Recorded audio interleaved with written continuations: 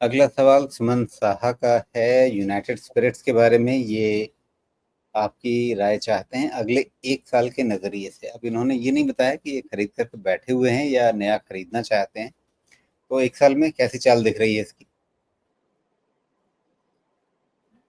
United spirits, ठीक है।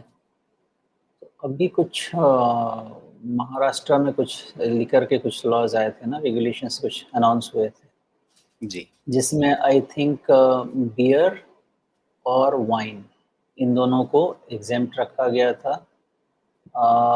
Beer इसलिए कि पता नहीं उसमें अल्कोहल कंटेंट कम होता है, और वाइन इसलिए उन्होंने बोला कि वाइनरीज उधर हैं, वाइनयार्ड्स बहुत ज़्यादा है महाराष्ट्र में, तो उसको लोग प्रमोट करना चाहते हैं। तो ये फंडामेंटल ट्रिगर जो आया है उसका वो रीज़न है। Overall United Spirit mostly range bound ही मुझे लगता है अभी 1 साल के हिसाब से भी। यूनाइटेड स्पिरिट्स 65 टाइम्स पे मुझे लगता है कि 65 टाइम्स पे तो कुछ ज़्यादा ही ये खिंच चुका है। तो इस लेवल से तो बहुत ज़्यादा मुझे लगता नहीं है कि आपको मूवमेंट मिलेगा अपसाइड में। वैल्यूएशन तो बेक्ड इन लगते हैं।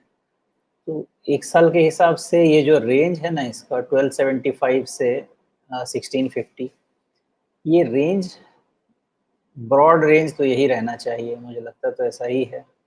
इससे ज़्यादा नहीं दिखता, क्योंकि वैल्यूएशन अगर मान लीजिए 1650 जाता भी है तो अभी कितना है 1450, 200 रुपया और, तो आपका करीब करीब 12-13% और ऊपर हो गया।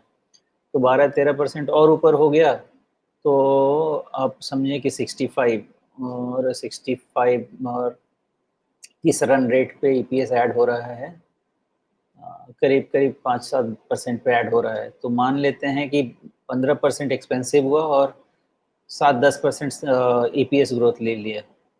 तो उस केस में फिर नेट अगर ट्रिगर इसका होता है तो भी 15% अगर प्राइस बढ़ती है तो भी ये 65 टाइम्स से कम महंगा तो नहीं रहेगा।